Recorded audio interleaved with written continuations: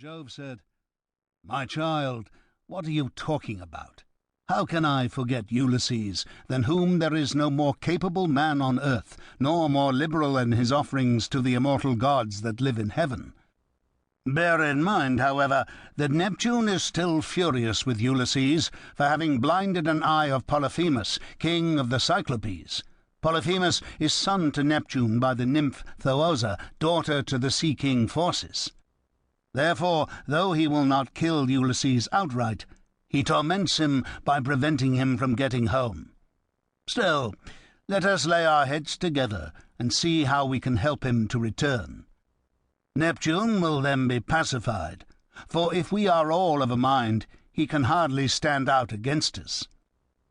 And Minerva said, "Father, son of Saturn, king of kings, if then the gods now mean that Ulysses should get home, we should first send Mercury to the Ogygian island to tell Calypso that we have made up our minds and that he is to return. In the meantime, I will go to Ithaca to put heart into Ulysses' son Telemachus. I will embolden him to call the Achaeans in assembly and speak out to the suitors of his mother Penelope, who persist in eating up any number of his sheep and oxen. I will also conduct him to Sparta and to Pylos, to see if I can hear anything about the return of his dear father, for this will make people speak well of him." So saying, she bound on her glittering golden sandals, imperishable, with which she can fly like the wind over land or sea. She grasped the redoubtable bronze-shod spear, so stout and sturdy and strong, wherewith she quells the ranks of heroes who have displeased her, and down she darted from the topmost summits of Olympus, whereon forthwith she was in Ithaca, at the gateway of Ulysses' house, disguised as a visitor, Mentes, chief of the Taphians, and she held a bronze spear in her hand.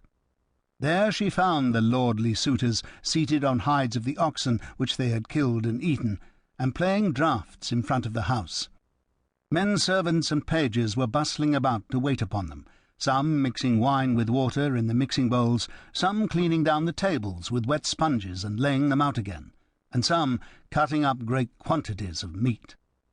Telemachus saw her long before anyone else did. He was sitting moodily among the suitors, thinking about his brave father, and how he would send them flying out of the house if he were to come to his own again and be honoured as in days gone by. Thus brooding as he sat among them, he caught sight of Minerva, and went straight to the gate, for he was vexed that a stranger should be kept waiting for admittance.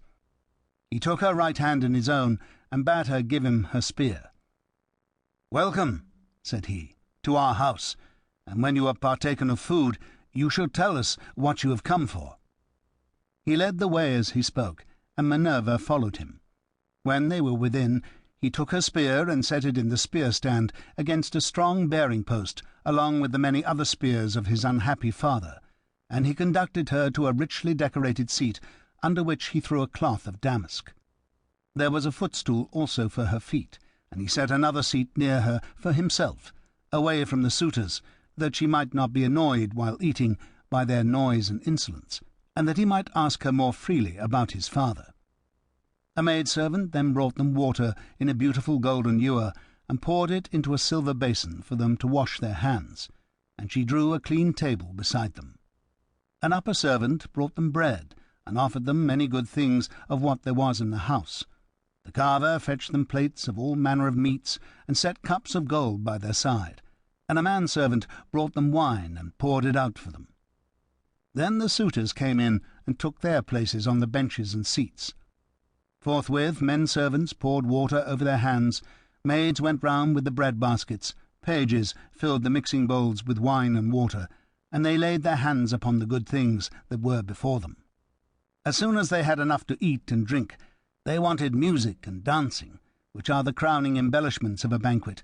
So a servant brought them a lyre to Phemius, whom they compelled perforce to sing to them.